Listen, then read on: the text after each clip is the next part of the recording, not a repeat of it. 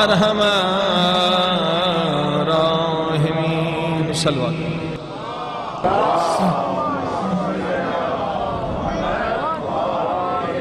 والصلاة والسلام على سید المرسلین وخاتم النبیین ابی القاسم محمد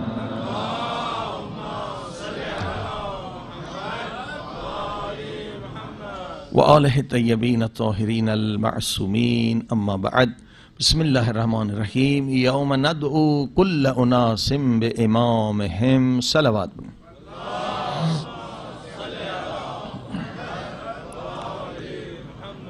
سامعین، گفتگو امامت پہ ہو رہی ہے کہ امام پر ایمان لانا بہت ضروری ہے، کیونکہ قیامت کے دن ہر انسان امام کے ساتھ اٹھایا جائے گا۔ اور کل آپ نے وہ آیت بھی سنی، یا ایھا الرسول بلغ ما انزل الیک من ربک وان لم تفعل فما بلغت رسالتہ۔ امامت اتنی اہم ہے کہ خدا اس آیت میں فرما رہا ہے، اے میرے محبوب، اگر آپ نے امام علی کی امامت کا، علی کی ولایت کا اعلان نہ کیا تو گویا دین کا کوئی کام نہیں کیا۔ اور عزیزان گرامی، الحمدللہ یہ جو فتنے اٹھانے والے مسلمانوں کے درمیان فتنے اٹھانا چاہتے ہیں، آپ کی ہم سب کی ذمہ داری ہے کہ یہ تفرقے بازی کی لعنت کو ختم کریں۔ سارے ہم مسلمان جو ہیں، ہمارا خدا ایک ہے، ہمارا رسول ایک ہے، ہماری کتاب ایک ہے، ہمارا قبلہ ایک ہے، اور ہمارا سب کا مقصد ایک ہے۔ مقصد کیا ہے؟ خدا ہم سے راضی ہو جائے اور خدا کا رسول ہم سے راضی ہو جائے۔ صلوات پڑھی محمد وعلیہ۔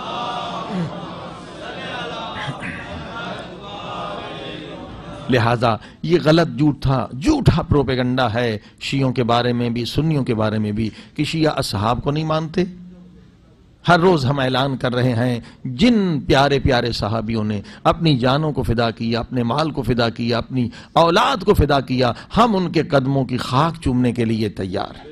ہم شیعہ سارے اصحاب کا، جو باوفا صحابی ہیں، جو قربانیاں دینے والے صحابی ہیں، کون شیعہ ہے جو انہیں نہ مانے؟ اور اسی طرح سے یہ بھی غلط ہے کہ اہل سنت جو ہیں وہ اہل بیت کو نہیں مانتے، یہ بھی غلط، یہ ورگلایا جاتا ہے، جھوٹا پروپیگنڈا کیا جاتا ہے۔ ہمارے سارے اہل سنت کے مسلمان بھی اسی طرح سے اہل بیت سے عشق رکھتے ہیں جس طرح سے آپ رکھتے ہیں۔ صلوات پڑھیں محمد وآلہ وسلم۔ کیونکہ ہمارا قرآن ایک ہے، اور اصل تو چیز قرآن ہے نا۔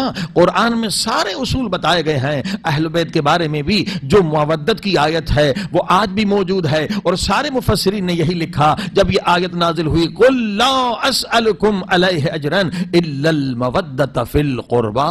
سورہ شورى کی یہ 23ویں آیت جب نازل ہوئی تو کیوں نازل ہوئی؟ اس لیے کہ لوگ آئے، رسول خدا کے پاس آئے، اللہ کے رسول، ہم تو حیوانوں کی طرح زندگی بسر کرنے والے تھے، ہم تو بیٹیوں کو زندہ دفن کرتے تھے، ہم تو چھوٹی چھوٹی باتوں پر سالوں سال لڑتے رہتے تھے، آپ نے ہم پر احسان کیا، ہم تو بت پرست تھے، آپ نے ہمیں خدا پرست بنا دیا، ہم تو بڑے ظالم تھے، آپ نے ہمیں رحم دل بنا دیا، ہم تو وحشی تھے، آپ نے ہمیں انسان بنا دیا، ہم کس طرح سے شکریہ ادا کریں؟ کوئی پیسے لے کر آیا، کوئی سونا لے کر آیا، کوئی زمین دینا چاہتا تھا، کوئی باغ دینا چاہتا تھا، مگر رسول خدا خاموش ہیں، اللہ کی وحی کا انتظار کر رہے ہیں، سب اجر دینا چاہتے ہیں۔ یا یہ آیت نازل ہوئی، قل، میرے محبوب ان سے کہہ دو، لا اسألکم علیہ اجرن، جو میں نے زحمت اٹھائی ہے، جو میں نے پتھر کھائے ہیں، جو میں نے تمام تکالیف برداشت کی ہیں، کوئی تم سے اجر اس کا نہیں، کوئی پیسہ نہیں لوں گا، کوئی زمین نہیں لوں گا۔ کیا اجر ہے؟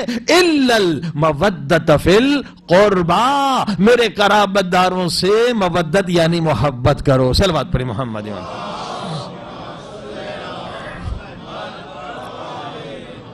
یہ آپ پروجیکٹر پہ آیت دیکھ رہے ہیں، سورہ شورى کی آیت کی تفسیر اہل سنت کی سب سے بڑی تفسیر کبیر ہے۔ فخر الدین رازی نے لکھا، اس آیت سے مراد کون ہے؟ حضرت علی، فاطمہ زہرا اور ان کے 2 بچے۔ صلوات پڑھی محمد وآلہ محمد۔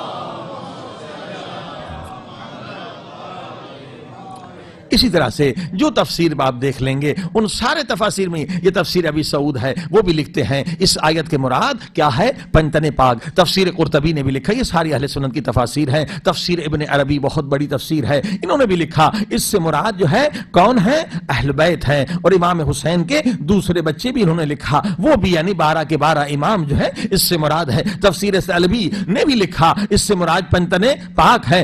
تفسیر جلال الدین سیوطی نے تفسیر در منصور میں لکھا اس آیت سے مراد کون ہے, پنجتن پاک ہے. اب آپ نے دیکھا کہ اہل بیت کو صرف ہم نہیں مانتے بلکہ سارے مسلمان مانتے ہیں. جیسے آپ عشق کرتے ہیں ویسے سارے مسلمان عشق کرتے ہیں, کیونکہ قرآن کی آیت ہے. تفسیر کشاف نے بھی لکھا یہ اجر رسالت ہے کہ ان سے مودت کی جائے, یہ اجر رسالت ہے. لہذا کون مسلمان ہوگا جو اہل بیت سے محبت نہ کرے؟ سارے الحمدللہ مسلمان اہل بیت سے محبت کرتے ہیں. لہذا یہ غلط فہمی دور ہونی چاہیے. صلوات پر محمد و آل محمد.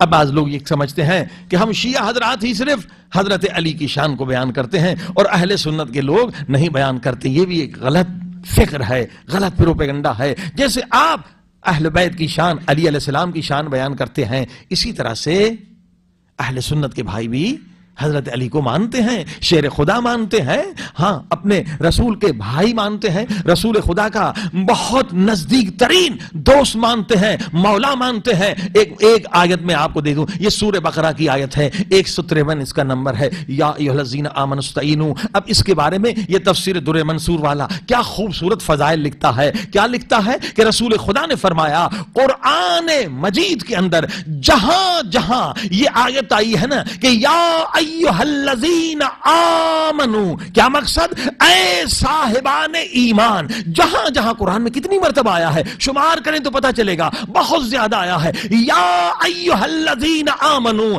اے صاحبان ایمان. تفسیر ابن کثیر بھی لکھتے ہیں, ساری تفاسیر لکھتے ہیں کہ جہاں جہاں قرآن میں یا ایھا الذین آمنوا آیا ہے نا تو وہاں اس سے رسول خدا نے کیا فرمایا, جہاں آیا ہے اے صاحبان ایمان وہاں علی ان کے سید بھی ہے اور ان کے امیر بھی ہے اور ان کے شریف بھی ہیں.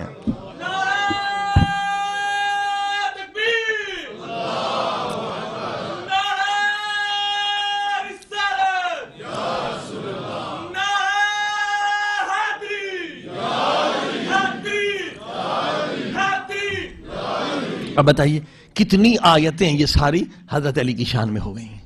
یہ کنز المال اہل سنت کی کتاب ہے, فیض القدیر اہل سنت کی کتاب ہے, حیلۃ الاولیاء اہل سنت کی کتاب. ساری کتابیں دیکھتے چلے جائیے, تاریخ کی ہو, حدیث کی ہو, تفسیر کی ہو, سب نے اسے لکھا ہے. کیا لکھا ہے کہ یہ آیت جو ہے یہ کس کی شان میں ہے, حضرت علی علیہ السلام کی شان میں ہے. امام احمد حنبل نے بھی اسی طرح سے لکھا, بڑے بڑے امام جو ان کے ہیں انہوں بھی تسلیم کرتے ہیں, حضرت علی کو سب مانتے ہیں. یہ دشمن ہے جو ہمیں لڑانا چاہتا ہے اور اس کا نتیجہ یہ ہے کہ دشمن کامیاب ہو گیا اور مسلمان دنیا میں ضعیف اور ذلیل ہو گئے. عزیزان گرامی, اسی لیے میں نے عرض کیا کل جو آیت تھی بہت اہم تھی کہ جس کے اندر ضد ہے اور جس کے اندر بغض ہے, چاہے پوری زندگی نمازی رہے, پوری زندگی عزادار رہے. قرآن کی آیت ہے سأل سائل بعذاب واقع للکافرین, پوری زندگی نمازی تھا, پوری زندگی وہ نمازیں پڑھتا تھا, روزہ رکھتا تھا, قرآن پڑھتا تھا, جنگوں میں جاتا تھا, جہاد کرتا تھا, مگر آخر قرآن کہتا ہے کافر ہو کے مرا.